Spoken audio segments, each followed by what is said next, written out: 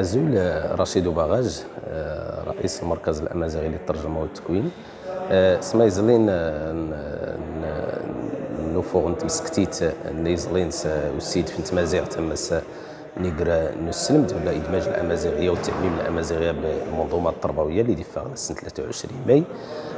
لن توجد ملاحظات، لن تذكر النقاط اللي كانين تعتبر نسبيا إيجابية، أنه إلا الاعتراف ضمني بأن الحصيلة غير مشرفة لمدة 20 سنة. إلا قيس الحديث عن المسطحة الرقمية للتعليم الأمازيغية عن بعد، ولكن لا يجب أن تكون دورتك بديل عن التعليم الحضوري. إلا المسألة التكوين إلا قيس يتقدم شوية، خصوصا اللي حنا نلقى تمازيغ حنا المصاحبة التربوية والتكوين عبر الممارسة.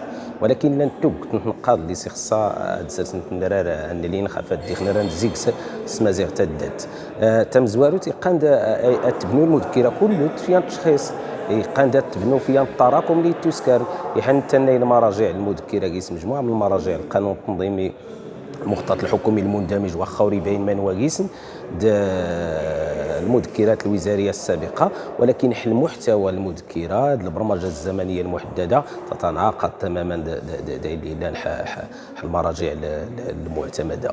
كذلك لا بد يخص الاجراءات واضحه، يعني الزمان المكان يدين المسؤوليات واضحه. ادور نسوال في احداث خلايا ولا لجان اللي نسمى شكون كانتين الخلايا كانتين نقاط الارتكاز يجب تجديدها واعتماد التراكم اللي تسكن سمايزلين سكشومتين والسد راه قيسين سنه غاوسيونا شكو ما تشخيص نتمازيغ تيتو السنه بدا في لاس نسوال، ولكن خاصه زريحتك الشومتينو التيلي خمس وارو يعني اسمقل في المذكرات شكون تتيغانا ما ينوسا تيسنات تلاقي سي التوارقيت